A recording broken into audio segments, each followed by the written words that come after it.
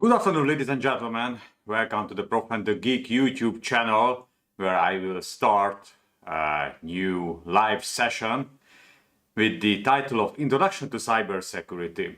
This is a course at the Ludovika University of Public Service in Hungary, Budapest, and the original intent is to record my regular lectures and of course share this kind of knowledge with everyone who is interested in the basics of cybersecurity.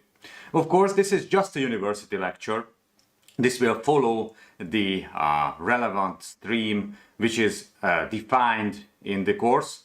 But I think that this course and this lecture will be useful for everyone who is preparing for any of the international cybersecurity certifications like the CompTIA Security Plus or the ISC2 CISSP, because in both of these certifications and in a lot of other certifications, there are a variety of different needs in relation to the international knowledge of cybersecurity. What does it mean? It means that in the near 1.5 hours, just as a first step of this course, and then later on a weekly basis, I will just tell a lot of theory.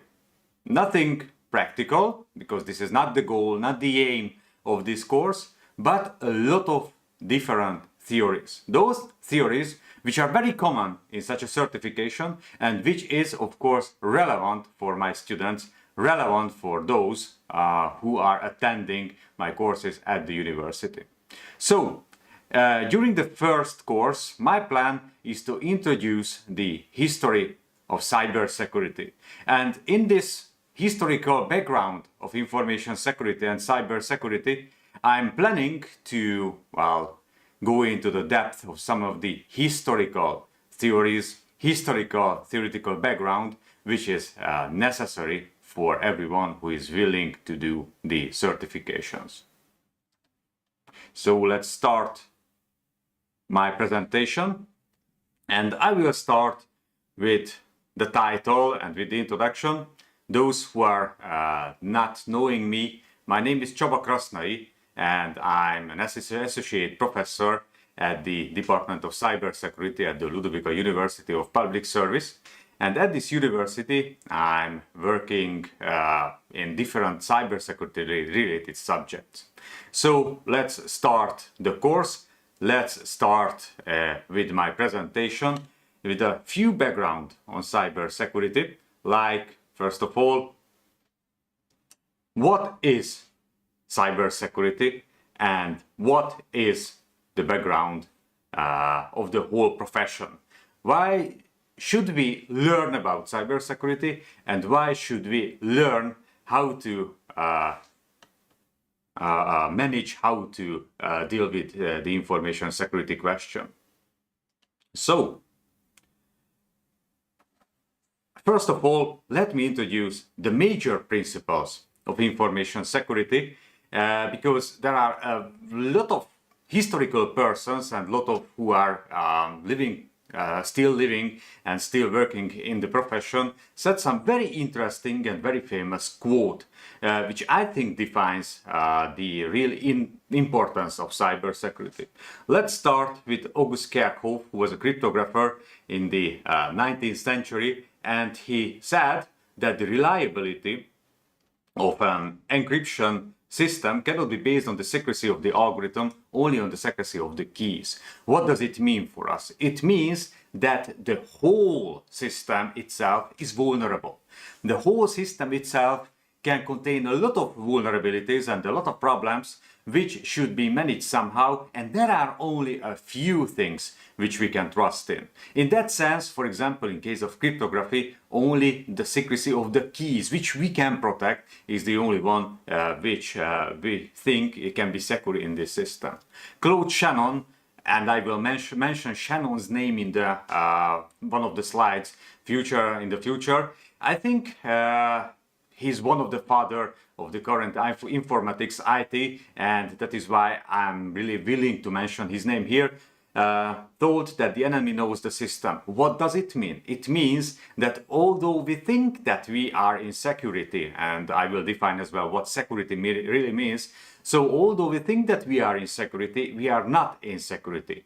Unfortunately, the enemy is in our system, and the enemy knows our secret. And this is especially true nowadays when we are using the large language models, we are using LLMs, we are using the first steps towards the artificial intelligence, when it's, I think, exponentially interesting and important to understand that the enemy really knows our system.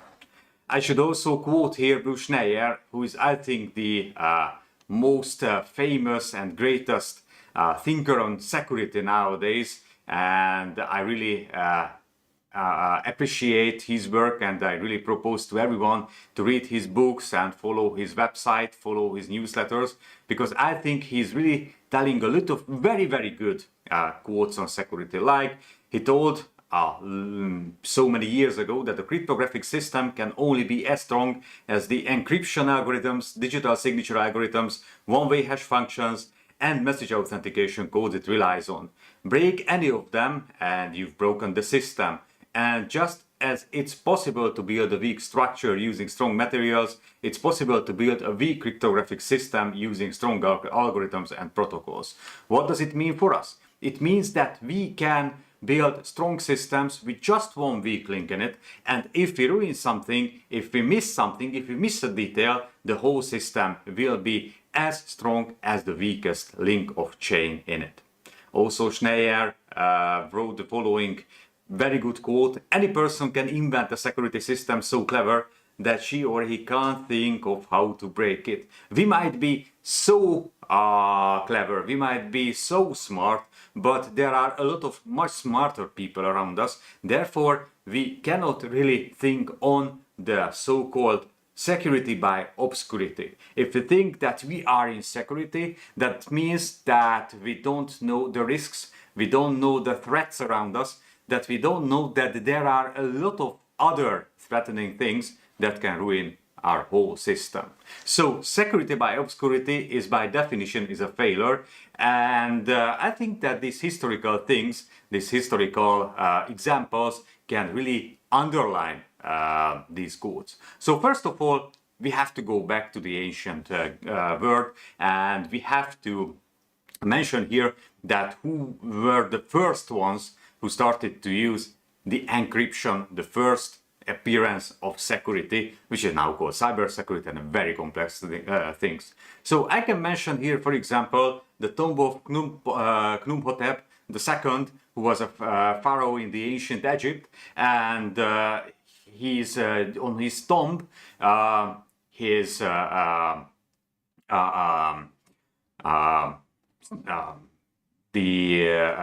those who built up his tomb really used some hieroglyphs, but those hieroglyphs which were not standard hieroglyphs. Though that was the first mention, the first evidence that even in the ancient Egypt, encryption was used, at least I wouldn't say widely, but at least occasionally. Or I can mention Kama Sutra from India. I think this is very well known by everyone who ever fall in love, but it is not widely known that, for example, in Kama Sutra, it is mentioned that using encryption between the lovers is one of the major things, as the message sending between the lovers should be kept in secret. Or I can mention the scrital, which is you also used so many in so many parts in the ancient world, and did nothing else, just a stick and a leather, and on the leather you can see a lot of letters that is based on the type of the stick. It has different kind of messages can be sent. Or I can mention the Caesar encryption from the ancient Rome. This Caesar encryption also very well known, so you can even read that kind of encryption in a very well known Sherlock Holmes novel, The Hound of Baskerville, for example, when it is still used. So, no, sorry.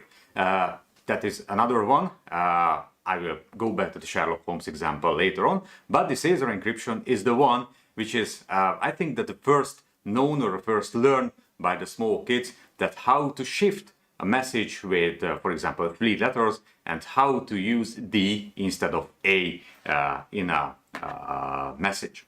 Okay, go back. But not just the cryptography itself is very old, the cryptanalysis is also a very old profession. I would say that hiding the information is similarly old, like the need to discover what is hidden into this in this message.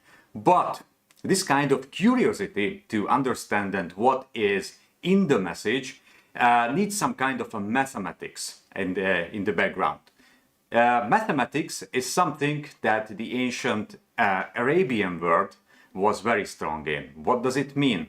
It means that the cryptanalysis was discovered not so, I would say, of course, hundreds of years later than originally the cryptography. But for example, this gentleman here, Abu Yusuf Yaqub ibn Ishaq al-Shabah al-Kindi, was born in 801 in Kufa or Basra in Iraq and died in Baghdad in 873. He's also known as the philosopher of the Arabs, but he was also a scholar, a mathematician, a doctor, a musician, and a cryptologist. And this is, for us, is the most important thing, because as a cryptologist, he was the one who invented cryptanalysis, the mathematical way to find out that what is hidden in a message.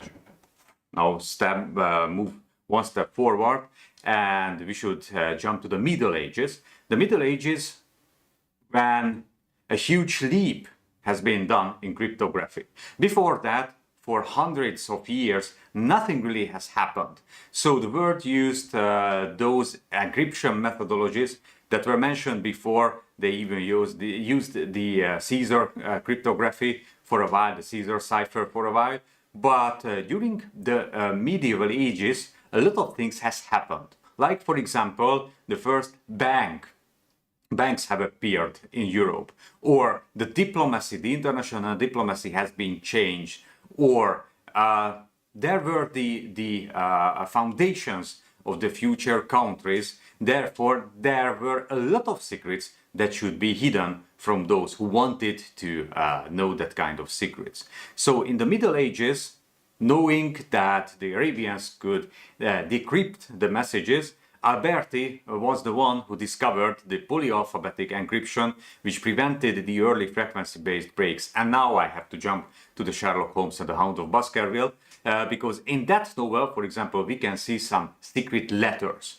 And those who know that novel, those secret letters can be decrypted based on the frequency of the letters. Because in every alphabet we are using very similar scheme, some letters more frequently and some letters less frequently. So for example, A is a very frequently used letters in a lot of alphabets. So those secret letters which appears the most commonly in a message can be an A. So based on that methodology, those early Johannes Trithemius, who was the abbot of Spanheim, published the first book on cryptography. The title was Polygraphy, and that is the first printed book on cryptography. You can see the title on the screen. Just jump to the end of the 16th century, and I should mention the Vigenère cipher, which was the best encryption method for a long time, and that was used again for a couple of hundred of years. What has been a game changer in cryptography, and what else worse? I would say that the First World War and the Second World War was the major game changer in the world of security. Why? Because in the 19th century, a lot of new telecommunication method has been appeared. Like, for example, we started to use telegraph, and then we had the radio, and then we had the telephone. I mean, in the reverse order, but anyway. So we started to exchange information on an electronic way, and that led to the opportunity to share that kind of information on a very, very long distance. And if something is shared on a very, very long distance, without the possibility to protect that kind of information, that leads to the opportunity to someone to wiretap, I mean literally wiretap, that kind of information. So encrypted information exchange was a huge need from the 19th century, especially when the start has begun in 1914, and when all the warriors started to exchange their secret information via an electronic format. How does that happen, and what was one of the major changing point of this whole cryptographic thing? That was the Zimmermann telegram. The Zimmermann telegram was a very famous telegram which was sent by the German government to Mexico, where the ambassador there was ordered to get into contact with the Mexican government and somehow convince the Mexican government to wage war against the United States. As those who know the history, the Zimmermann telegram was one of the reasons for the government of the United States to be involved into the First World War, and that was one of the reasons for the public to give an explanation why the US troops should be sent to Europe. So this Zimmermann telegram was sent through some telegram lines, and although that was encrypted, the encryption itself was not strong enough. What was the lessons learned for the German government? During the end of the First World War, after the First World War, a new machine has appeared on the market, which was called Enigma. And Enigma was a very successful and a very great encryption machine. It was like a typewriter, as you can see on the screen, and it used a mechanism and a key, and it was strong enough to not let the Allies later on in the Second World War to easily decrypt the message of the enigmas. So it was originally used in the business, but later on the German government and the German military understood the importance of enigma and the fact that they need to somehow decrypt the messages that is sent through the enigma. I have picture here that was taken during the First World War, one of the Austro-Hungarian military posts. And as you can see, even during the First World War, a lot of inventions, a lot of things were used, which is still usable nowadays, and something that is still used by us. What can we see there? For example, we can see a telephone. For example, we can see some headphones,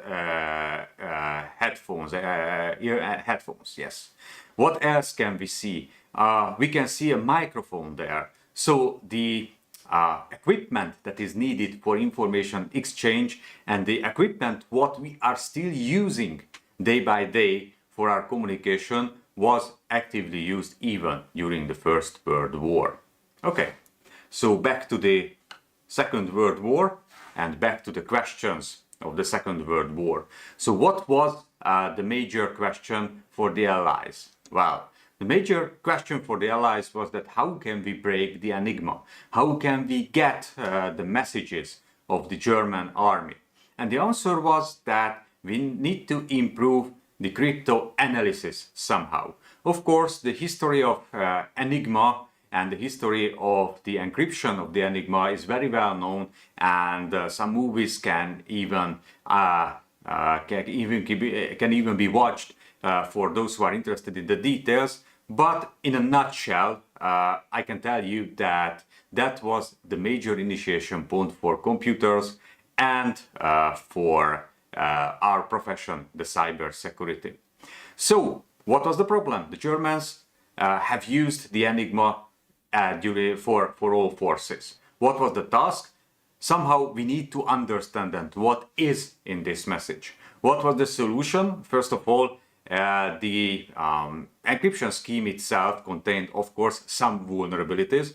That meant that with enough mathematical power, that kind of vulnerabilities can be understood. That was originally discovered by Polish mathematicians, but this information was given to the British colleagues, the British mathematicians, and a lot of mathematicians have worked to somehow crack the encryption of Enigma. And here I should mention the Bletchley Park, which was the one of the headquarters of the mathematicians, British mathematicians who have worked on the encryption, on the decryption of the Enigma messages. And here I should name Alan Turing, for example, maybe the best known of the mathematicians who worked there.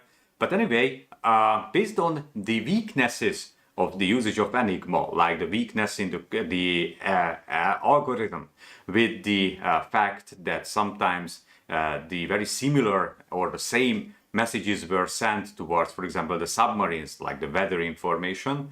That was the basis for the British to find out that how Enigma is working. They had some initial knowledge, they had some weaknesses, but they needed something, and that something was the computer, the first electromechanical computer that led to the current IT world which we are living nowadays. So I will go back to the computers later on, we'll mention it, but here I should mention, this is the Bletchley Park, sorry, I should mention this gentleman. His name is Claude Shannon, and I've already mentioned, and I already quoted here, and Shannon is the father of the information theory.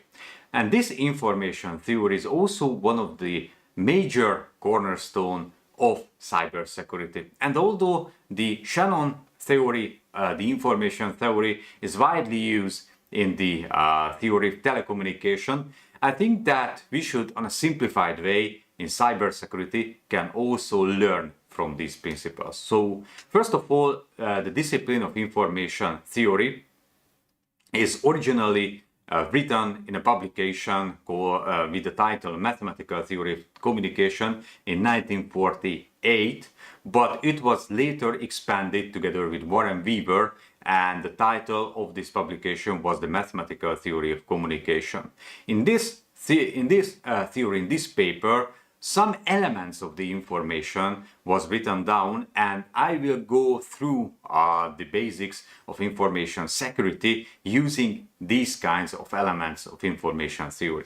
So first of all, we have the information source. We have the message, we have the transmitter, we have the signal, we have the noise source, we have the received signal, we have the receiver, we have the message, and we have the destination. Okay, let's see in a more detailed way why it is important for us. So first of all, we need to define what is information. There are so many definitions, but for example in Wikipedia, which is, I know, not a so scientific source of the different terms, but I think it can be used successfully and perfectly in that sense. So what is the information? Wikipedia says that information is the result of processing, transforming, and organizing data in such a way that it provides additional knowledge to the person who receives it. So focus on that fact. From data, we are creating information. The source of information is the data. So if you want to set up information security, we need to protect the information, but as the information is something that is the result of the processing of the data, we should focus on the data protection itself in practice, and of course on the protection and the defense of the infrastructure which holds the data. But at the end of the day, we are trying to protect the information. So data is a statement that refers to reality. Data is anything that can be processed. So we usually now are talking about a file or a database record or something that is processed in order to get new information, but the data is the base of the whole stuff. So In the channel weaver model, going back to the definition, the information source is the source of the data. So it can be, for example, a file, it can be a paper, it can be a thought. The message itself is the data that is sent over the network. The transmitter is the entity processing the data. It can be an application that displays the data, or it can be a person who puts the data into a meaningful context. For example, it tells us. So in that sense, just think on the information source as the hard drive, the message as the file which contains the data, and the transmitter is your application, your software, which transforms the data into meaningful something that will be sent over the network in the form of a signal. The signal itself is the information that needs to be protected in an IT-based world, the TCP/IP message that is sent over the internet. The noise source, in that sense, is the accidental or intentional activity that may degrade the transmitted information. Somehow the physics, the hackers, anything can have an effect on the data, on the information, on the TCP/IP package that is sent over the internet. What is the transmission channel? That can be a telephone line, an internet satellite channel. Nowadays, mostly the internet itself that solves the transmission of the information. Received signal is the information received by the receiver, which may have been distorted to some extent by the noise source. Of course, the message itself not perfectly arrive. With the current technology, of course, we can solve that the sent data and the received data is nearly identical, but it took time to arrive to that situation, and we cannot still prove that all the data is in its perfect format without any integrity problems. Therefore, we need to check, and we need to fix the distorted data. The receiver is the entity which decodes the received information and interpreting it for the receiver. It can be an application, a person, anything that makes sense of information, but may not produce correct data.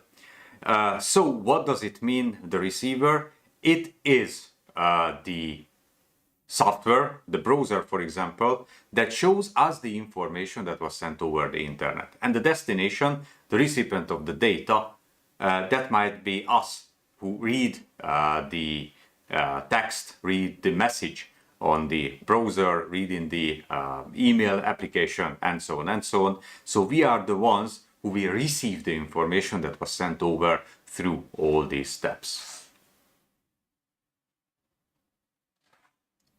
So what is the role of the computer in that? Here, of course, I should mention the Neumann principle. John von Neumann, born in Hungary, in our country, was the father of the current way of how we are using IT. My role here is not to go into depth of the Neumann principle, but my goal is to mention here that just after the Bletchley Park, it turned out that the computers can be used successfully for a lot of things, like it can be used for the mathematics of the nuclear weapons, and it can be used for sending and receiving information and doing the mathematics for some other military purposes. Therefore, the US military started to actively use and improve the computers, and they suddenly turned from electromechanical computers to electronic computers. So, for example, on this picture, we can see the ENIAC, the world's first electronic large-scale general-purpose digital computer, which is, as it says, it's an electronic and a general purpose, so it can be used for any kind of mathematics. And as it turned out, more and more computers were used in the United States. For the government, for the US government and for the US military, it became way much more important to connect these computers somehow. And that connection happened with the ARPA network, which was one of the results of an ARPA project. And the goal of setting up this network between the different computers. And on the next picture, you can see the map, the original map of the computers on the internet. And as you can see, those are the ones which are publicly available, so those are universities, and that logical map was created in 1973. So on this map, as you can see, a lot of universities, a lot of non-governmental, non-military places have used the computers that were connected to each other in order to exchange data. The original intent setting up the ARPANET was to somehow manage the problems coming from the space race and coming from the Soviet Union, because originally this whole networking problem, this whole thing just to connect the different computers to each other and be able to sustain the resilience of the computer systems in case of a Soviet nuclear attack, that was the solution. And in general, as soon as the computers were connected to each other, so as they were accessible from many other places, it became very much more important to manage somehow these computers in a secure way. So initially, security was a military problem, was a problem of the DoD, the Department of Defense, and they were the only ones, military person, those who are aware with the security problems. So they were the only ones who really cared with security, with information security in the computers. So in 1958, that project, which I mentioned before, the ARPANET project, was started in order to somehow give an answer to the launch of the Soviet Sputnik in October 4, 1957. And that goal was, the idea behind this ARPANET was that they understood that if the Russians can launch satellite, they can also launch a nuclear weapon throughout the space. And as this could happen, they have to somehow hide the military command and control points somewhere. And if something is happening with one of these command and control centers of the military, some other command and control centers should stay alive and should give the orders to the remaining army forces who were not affected by this nuclear weapons. So that was the idea behind the ARPANET. In 1961, the compatible time-sharing system at the MIT is a university in the United States, the Massachusetts Institute of Technology, has developed the BM709, which enabled multiple users to use the same computer system at the same time. That was again a huge invention, as that led the multi-user approach for the computers, which was further developed, and the result was in 1964 the MULTIX, the Multiplexed Information and Computing Service, also at the MIT, which guaranteed the usage of one computer for simultaneously for many users. It was an automated multi-level security policy that was implemented into the operating system. And in 1967, the Defense Science Board formed a task force of academics and industry to somehow give a recommendation of the security of hardware and software protection, because more and more classified data was stored and processed on these computers, and therefore that was why it became necessary somehow to protect this kind of information. So information security was very old, but I need to inject one slide here about the roots of the hacker scene, because I mentioned the MIT so many times at the previous slide, and as you can see, the MIT was one of the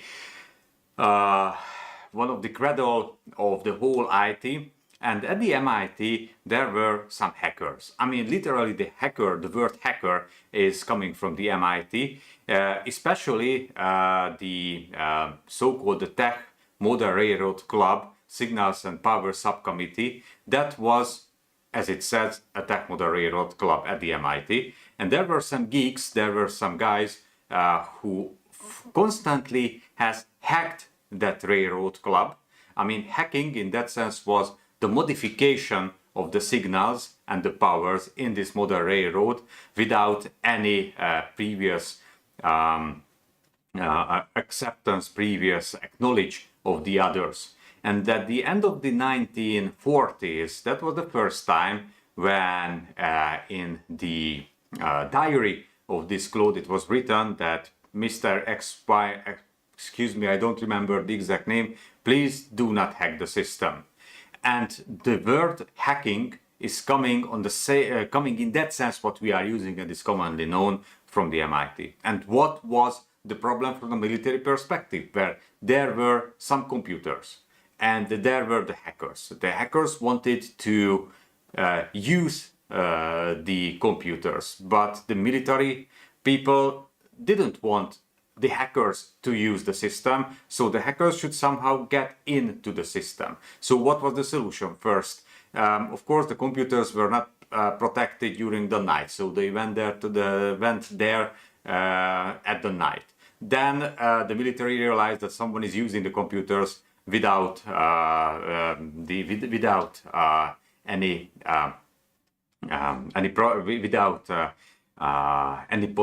potential acceptance. Therefore, they needed to find out another solution to protect the IT systems. So they started to use lock. The answer of the hacker community was lockpicking, how to open the locks without showing any signs that the lock was opened. Then the military realized that someone is still using the computer, so they started to use passwords. But with passwords, of course, we arrived to the fact, the real hacking, what we know actually, and they started to hack the passwords. So it's kind of a mouse and cat game, and always the attackers had some kind of an advance, and the defense should go after the attackers. In that sense, the military to the hackers, to the students of the MIT. So we have arrived to the end of the 60s, and we have arrived that the electronic information system security should be somehow developed. So now I need to define what is information security. Information security is the process of protecting information from unauthorized access, use, leakage, destruction, modification, and disruption. It is not IT security, it's not data security, it's not safety engineering. All three expressions belong to information security, but in general, information security, the goal of information security is to protect all kind of information. It can be electronic, it can be on a paper, but we need to protect the information. So what does it mean? Going back to the Shannon-Weaver model and use the Shannon-Weaver model to define the information security. If you remember to the figure, there was the source of noise. In that sense, the source of noise, the purpose of the source of noise can be twofold. First, with information security, we can minimize the external intentional or accidental noise in legal communications. For example, we can use encryption. And with encryption, of course, we can reduce the effects of any attacks. On the other hand, if this is an illegal communication, so someone, for example, is downloading the data from our organization, the goal of the information security is to create as much noise as possible, because with a huge noise like DLP, data loss prevention, for example, we can protect the information from the illegal receiver, and we can transform, for example, the data to a form that won't be understandable for those who are working, who are trying to hack the system. And I see that I forget to move forward with my slides. So here I am, and I can go to the next slide, which is one of the most important part of my presentation and the most important result of the Shannon-Weaver model. So Shannon had a definition on entropy. And his theory on entropy says that the value of information, the usefulness of its contents, is given by the entropy. And based on this entropy theory, the more unexpected an event, the more information it carries. And the other part of this theory says that the information content of two independent events is added together. What does it mean? A huge surprise has a very huge amount of information. So if, for example, I would know a national secret, I would know that, for example, I would be Ukrainian and I want to, I'm waging war against Russia, and I would know a secret that is created inside the Russian military, for example, that would be a very, very valuable information. But of course, the Russians are well protecting their national secrets, their military secrets. So we should jump to the next statement, which says that the information content of two independent events is added together. That means that if we can somehow gather information pieces that has a value and we add that information value together, we might get the same amount of information that would be the amount of the information if we would have this military secret. How can we add these tiny parts of information together? For example, using open source intelligence, data that can be available on the internet, and we can collect these pieces of information and we can add together to get the large surprise. So the goal of the information security nowadays is, first of all, of course, protect the high value information, not let to be leaked. That is why we should protect all the labeled, the classified information that is inside our organization. But on the other hand, we should also protect those tiny little information that is leaked through, for example, through our employees who are just, typing some minor information to Twitter, to Facebook, whatever. And we should protect these small information as well, because at the era of the large language models, that tiny piece of information will be surely collected by the artificial intelligence. And for example, with good prompting, we might understand a huge surprise just to asking some specific questions from ChatGPT as an example. So that is why we have security. And what does it mean, security of the information? First of all, the security of the information consists three characteristics: confidentiality, integrity, and availability. Our goal with information security is to protect the confidentiality, integrity, and availability of the information. Together, the noise source or information protection of the channel is the security. And we are doing everything to protect that kind of data. In total, this is called the CIA requirement, which is, I think, funny, especially when we are thinking on CIA, the Central Intelligence Agency. So the CIA principle says that the confidentiality, integrity, and the availability of the information should be protected. What does it mean? What is confidentiality?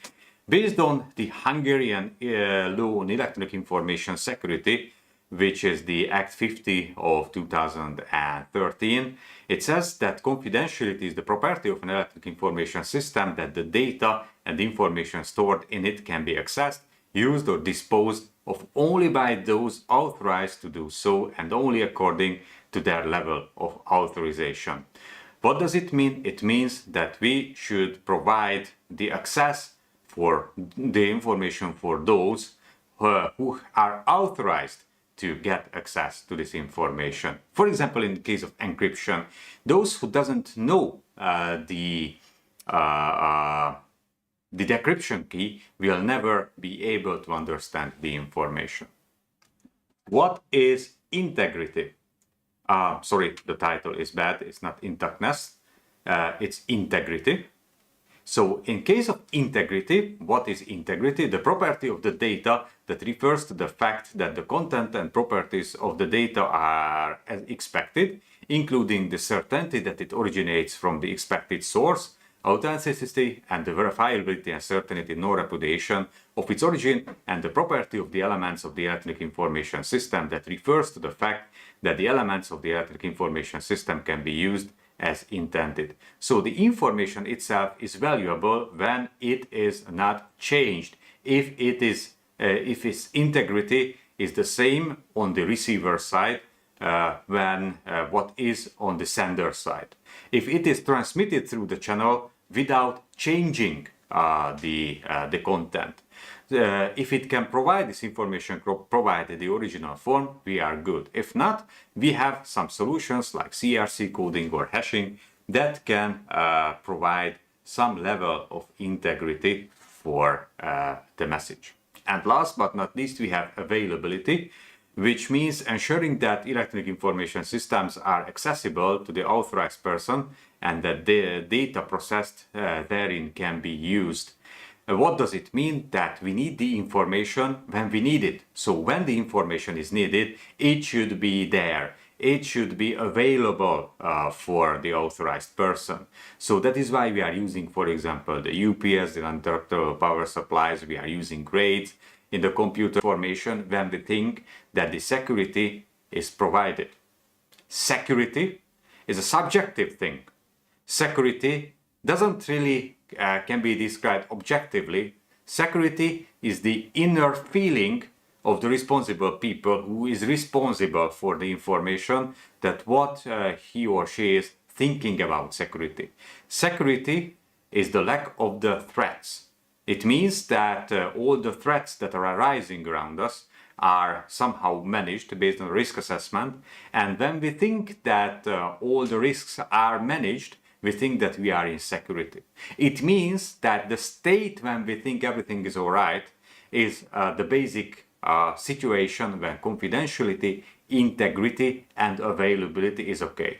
In case of any failure, any hurt, any change, any illegal change in the confidentiality, integrity and availability, the system state will fall from secure to an unsecure state. So in an authorized state, which can be accessed by the system, which is legal, we are talking about security. In an unauthorized state or unsecure state, we are doing that something has happened, and unfortunately the confidentiality, integrity and availability are not available anymore. So an incident has happened and we should provide a secure state of the system. So back to the historical things. How can we provide the security of the systems? We need to have policies, security policies. Originally, these security policies were around what? Confidentiality. So the typical military or governmental security policies are usually or were usually around the confidentiality. But in the 1970s, the need from the business to move over the confidentiality arose in the integrity policies, when the focus was more on the integrity of the data and not the confidentiality. So the confidentiality policies are focusing on confidentiality, the integrity policies are focusing on integrity. And such policies were originally was written with the theory of access control. The access control is the one which defines that how somebody can access something, how a user can access a file, for example. And in that sense, the original policies have defined the objects and the subjects. The objects, the files that were accessed by a subject, a user, someone who actively doing something on the data. So objects and subjects.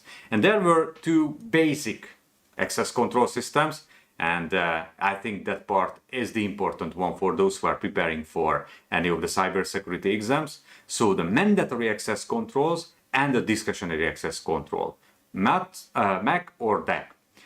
They are the basic ones who can be found in most of the operating systems, but let's see that how these two are working. So first of all, the mandatory access control. The mandatory access control, in that sense, in that case, a system mechanism determines the access rules for an object and an individual user cannot change them. This is the mandatory access control. So the access, the subject, that how an object can be accessed by a subject is defined, definitely defined in the system, and no one can change it. It is written, hard-coded into the system. Nor the subject, neither the subject nor the object can change this access system. So the major goal of the operating system is to somehow provide that kind of access control. In the other case, the discretionary access control, if the owner of the data, the owner of the object can change the rules and can give access to another subject, we are talking about discretionary access control. The discretionary access control is based on the identity of the subject, and the identity of the object is also included. So in that case, the already defined rules for accessing can be changed by the owner. Okay, let's move over and let's see that how the mandatory access control and the discretionary access controls are used in a confidentiality policy, because historically the confidentiality policy was the first one which was defined on a theoretic way in request by the US Army or the Department of Defense. So in the confidentiality policy, integrity was not an issue, so integrity cannot be found in the definition of this policy. But the first one which was formally written down in that case was the Bell LaPadula model. It was originally developed by David Elliott Bell and then LaPadula in 1973, and the goal was to formalize this multi-level security policy, which I mentioned before in the context of the MIT. So it is a formal state transition model that defines the mandatory access control and the discretionary access control that should be used in a computer system that is used by the military. And as it's coming from the military, it uses the same terms and classifications as it is used in the military. Okay, let's see the model itself. So the model itself defines the relationship between the two fundamental entities, subjects and objects. Object is a passive entity that contains or receives information and on which the subject transforms operations. So this is typically the data. The subject is the active entity that performs operations on the subject. This is typically the users. The objects can be characterized by their security label, and the subjects can be characterized by their clearance, by their reliability. And this model is using the following forms: top secret, secret, confidential, and unclassified, as it is used by the military. So let's see, there are three models, two mandatory access control and one discretionary access control. The first mandatory access control says that, and this is the simple security property, it states that the subject at a given security level may not read an object at a higher security level. The star security property states that the subject at a given security level may not write to any object at lower security level, and the discretionary security property uses an access matrix to specify the discretionary access control. How? I give you an explanation here. So imagine that, for example, you have a Major Kovács, as we are Hungarians, so not using Major Smith in that sense. So Major Smith, Major Kovács, for example, can read the secrets that, for example, his unit is generating. But of course, as this is not a wartime and he's just a major, he doesn't have any access to the NATO secrets. But as the star property says, General Szabó, General Taylor, General Szabó might have an access to the NATO secret because he is a general, but he cannot put this secret into the safe of Major Kovacs unit, because Major Kovacs also has an access to this safe, and because of that reason, if that secret would have been in that safe, Major Kovacs might have the opportunity to know the NATO secrets, which is by definition he doesn't have any access. But as the discretionary security property says, if in case of war, for example, the chief staff who has the ability, who has the rights to override these rules, might decide that that, for example, Major Kovacs could have an access to the NATO secrets.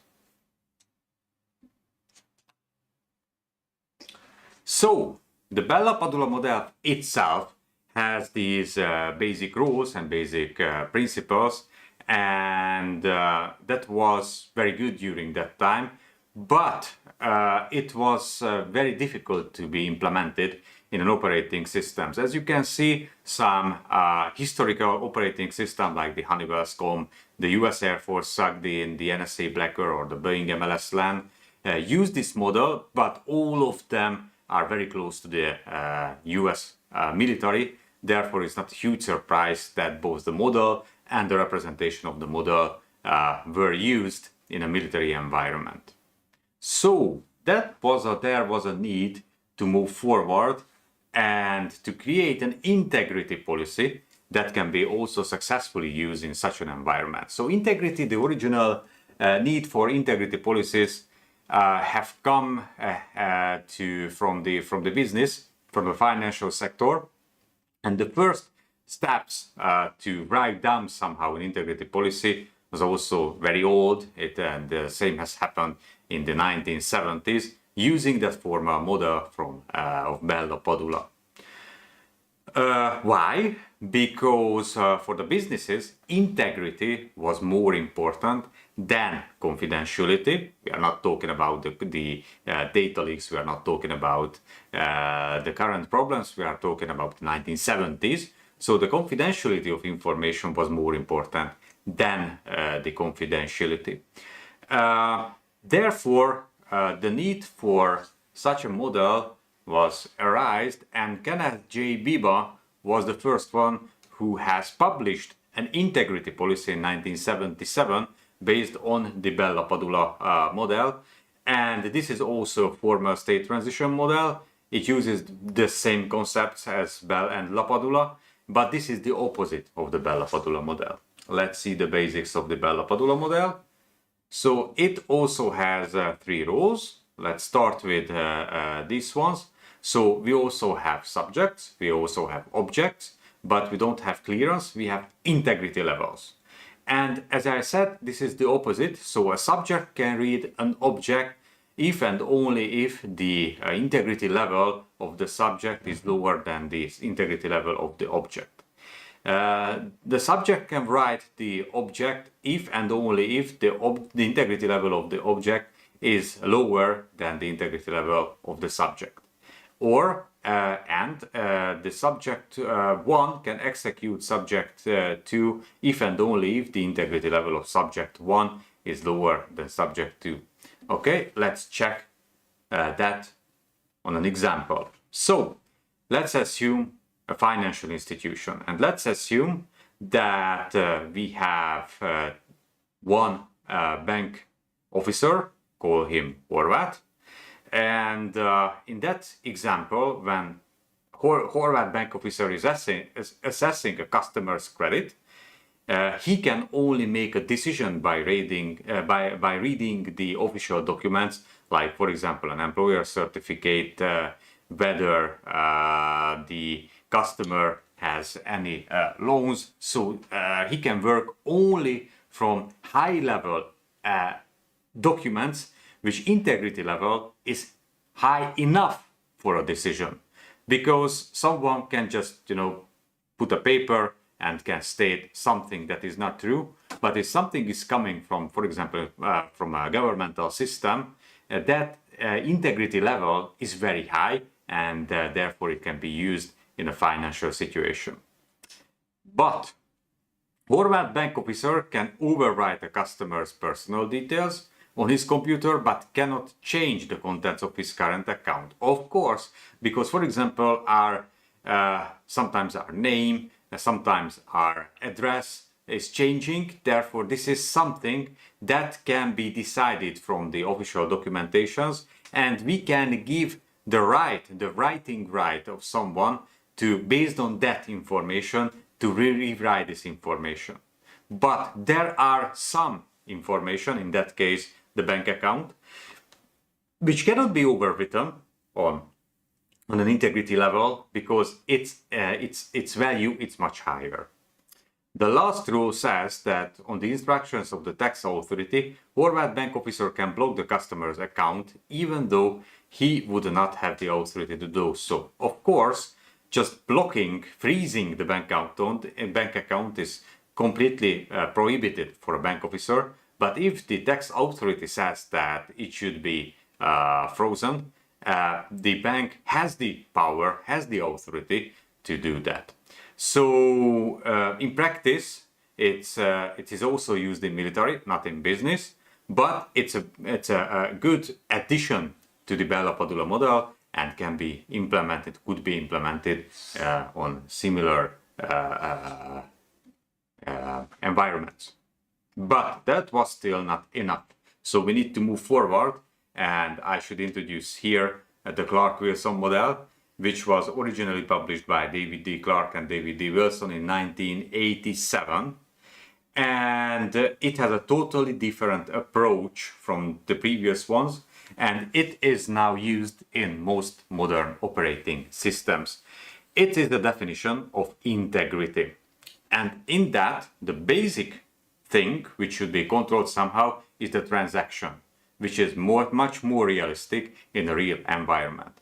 It has three basic theses on the transaction. The first thesis on that is that a well-formed transaction is a sequence of operations that moves the system from one consistent state to another, which is trivial. If you start a transaction, it starts from here and goes to there, and it should be somehow the integrity should be protected throughout the whole process. The integrity policy applies to the integrity of the transaction. This is what we want to provide, the integrity from this state transition from state 1 to state 2.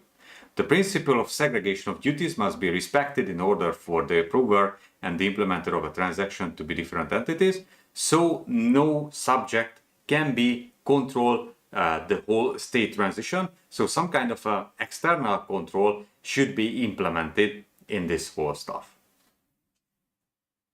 What does it mean? In this element, there are some models. There are some models there are some elements which can be seen in this model. So, which are those ones? First of all, we have the elements. In this element, we have the so-called constraint data item, the CDI. This data are the subject of the integrity rule. We have the so-called unconstrained data item, UDI, data that are not subject to the integrity rule. We have the integrity verification procedure, or IVP, that checks that CDIs comply with the integrity constraints at runtime. And we have the transformation procedures, the TP, that is changing the state of the data from one valid state to another. So let's assume that the current account balance is a CDI. This is something that in the system that cannot be changed only in case of an authorized change. Okay, so the CDI is controlled by the system. Verify the correctness of this is an IVP. So when we are trying to find out whether the CDI is okay, the integrity is okay, we have this IVP, integrity verification procedure.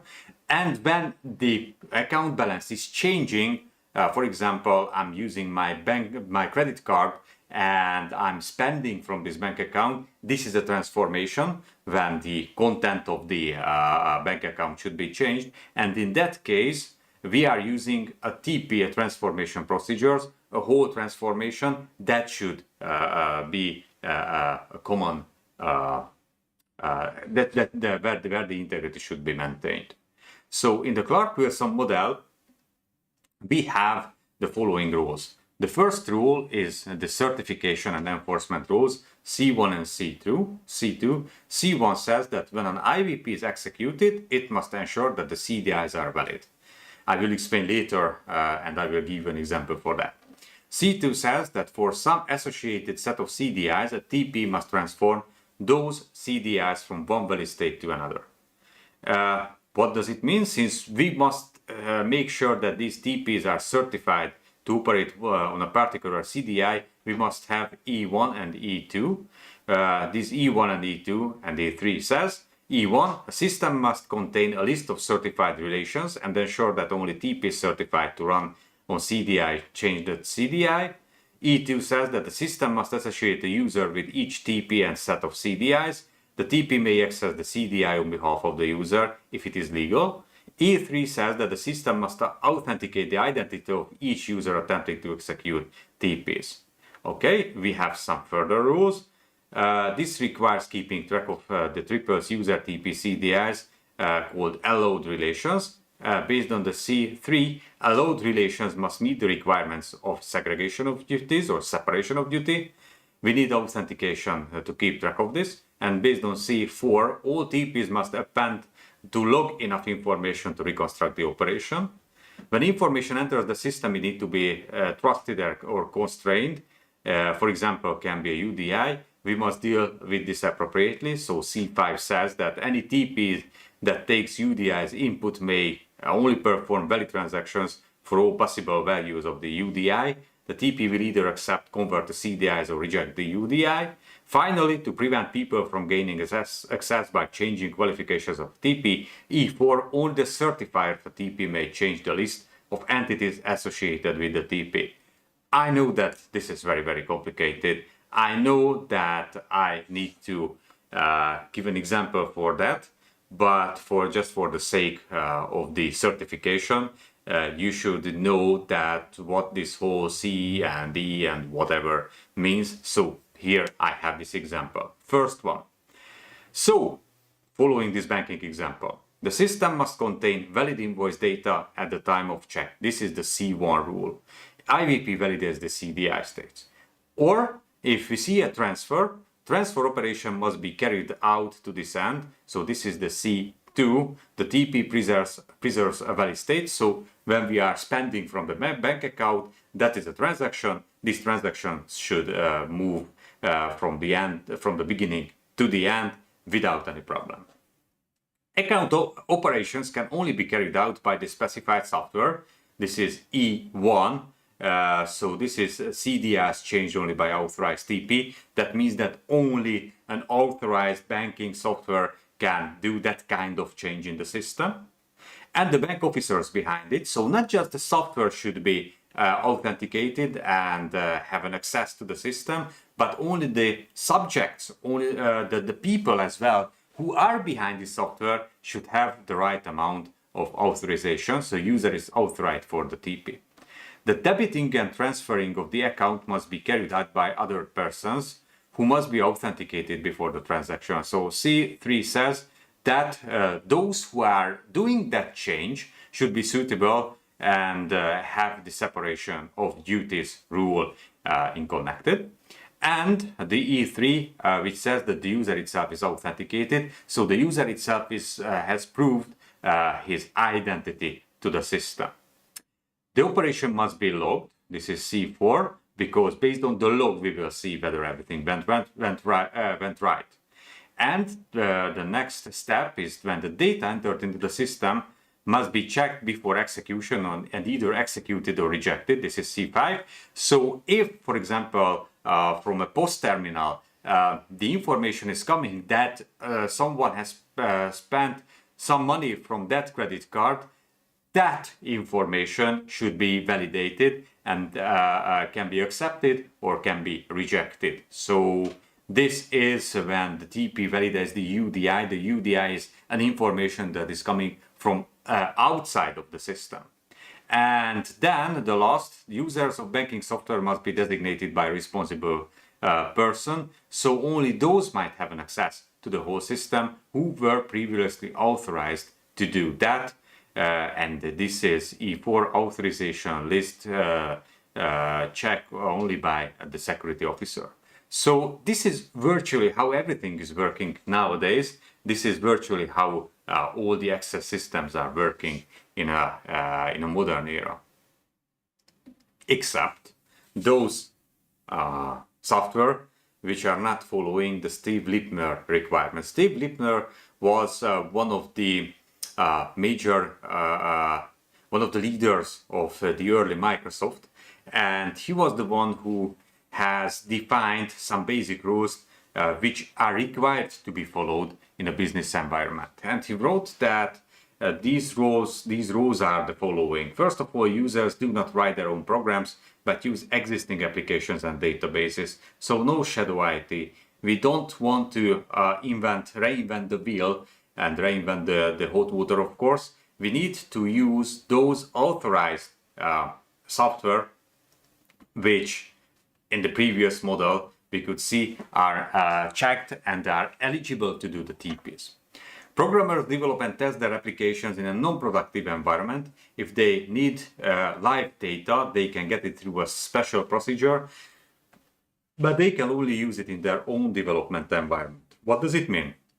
The data, the UDI and the CDI. If we are in a live system, we should use the CDI, the data with the right integrity level. But if we are developing, we are not able to use, we are not let to use the live data, only of course in such cases when we have some kind of a test set for development in a non-productive environment. Only after a special procedure can the development system be installed in the live environment. So a system can be authorized to run in a live environment when someone is telling that it can be used in a live environment, in case if someone has tested that software and based on that information let the software to be used in a live system. This specific procedure must be checked and audited. So not just, logs should be created, but not just logs in a traditional IT security meaning, syslogs and so on, but logs in a formal notification, in a formal letters, when someone is really accepting that software and willing to hold the responsibility for that one. And last, managers and auditors must also have access to the system status and the log files generated to provide the segregation of duties principle and to let someone to review every kind of transactions in the system and related to the systems to see if something has happened. So that is how the Steve Lipner requirements are meeting with the Clark-Wilson model. Moving forward, again, something that is commonly asked by the cybersecurity certifications, the Chinese wall model, which was originally published by David Brewer and Michael J. Nash in 1989. And this is coming from the UK legislation when there was a problem regarding the stock exchanges that should have been solved. And it contains both the confidentiality and the integrity policies. It had some huge practical benefits as well, as we will see, and it is widely used in the database management nowadays. So let's see the Chinese wall model. So let's imagine a database of an investment house containing the investments of companies and an interesting data. The database itself is used by brokers to manage investments. Let's assume that we have a broker who works for two banks, and this is definitely a so-called conflict of interest. So we should somehow manage that kind of conflict of interest. So we should somehow avoid that broker to see the data in both banks. He should see the data only one bank that is needed for his work. Definitions. In that case, objects are the information elements of the database that can be linked to a company. So business-related data in a database. The company dataset, CD, contains all objects belonging to one company. The conflict of interest class contains those company datasets that compete with each other. So if we have two companies on the same market which are competing with each other, the conflict of interest means that no one can see both company datasets, so both information in a database. Okay, since the objects of the two banks are in the same conflict of interest class, the broker cannot access the data of the competing bank. So what happens if the broker is transferred is changing his work and going another bank to do the business, but if the broker is still familiar with the previous bank's portfolio, because usually we are not getting everything from our previous workplace. So there are some data which are publicly available, like the annual reports or the news, but most of the data are somehow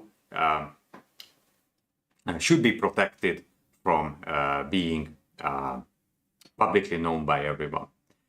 Which are the rules of the Chinese wall model? The CW simple security condition says that the subject can read an object if and only if any of the following is true. There exists an object O which has already been accessed by the subject, and the CD O not equal to the CD original O. For each object, we have the rule here, or the public information, or O is a public information. So in that cases, and I will give you an example soon, the subject can read the object itself.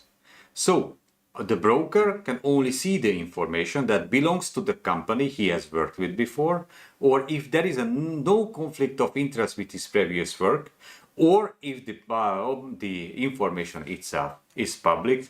Only in such cases can this kind of information be read. But in the model, we can see also another addition. What if we have two brokers who work for two different banks, but they both have access to the data of, let's say, an oil company, where they have also write access, so they can exchange information.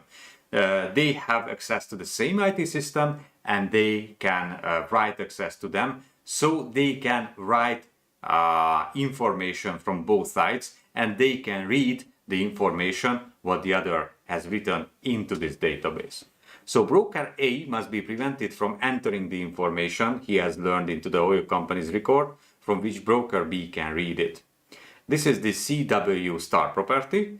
In that case, subject S can write object O. That means that if the broker can read both his bank and the oil company data, but the bank data contains confidential information, he cannot write to the oil company data. Okay, that was difficult. And that was the last slide of my presentation about the history of cybersecurity and some historical models which are asked regularly in the cybersecurity certifications. If you have any questions in the live, feel free to ask it now, because I'm reading the chat. If not, or if you are not watching this video live and you have any questions, feel free to just ask, and I'm here. I see a yes. Please ask, write your question.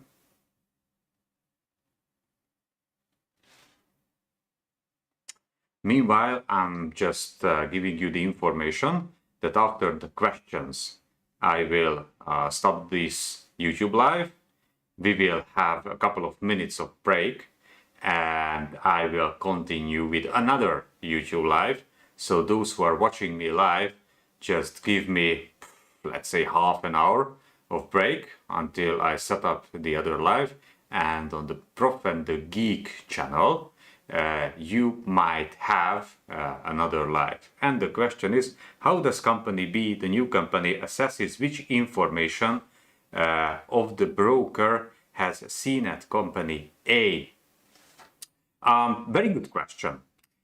First of all, company B doesn't have the opportunity, doesn't have the knowledge of what broker has been seen at the previous at company A, but company A should have the classification of the data that what should be prevented to be shared with another one. So the data classification, as we will see in the third presentation, if I remember correctly, when we will talk about the information, the infrastructure and the data security, we will see that the responsibility for data classification is always the responsibility of the data owner. So no one really knows about the data classification of a company if and only that classification is written to the document. So if, for example, we meet with a document which contains a classified label on it, that means that it was classified by someone and we don't have the authorization to read and use what is written in. So if, for example, company A writes this kind of classification, that means that we can use this data as a source of the decision whether we are eligible to use it or not. Okay. Do we have any other questions?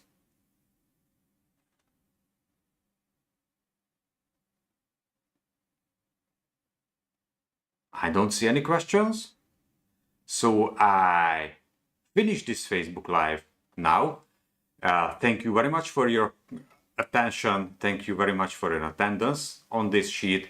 For those who are not my students and who are not attending the classes of the Ludovico University of Public Service, those who are attending because I share this link of the YouTube live, my LinkedIn profile, for example, or just years later appear and watch this, you can just send some support clicking on the button, with the $sign on the link if you want. I'm doing that for free every time, and I'm sharing the knowledge with everyone who is willing to gather, willing to use this knowledge for his future thing. But if you want to support or call me or just invite me to a coffee, you can do that. Okay, now have a break in the live and continue that in another link that will be sent for my students, and that will be started soon on the Facebook channel. Thank you very much for your attention.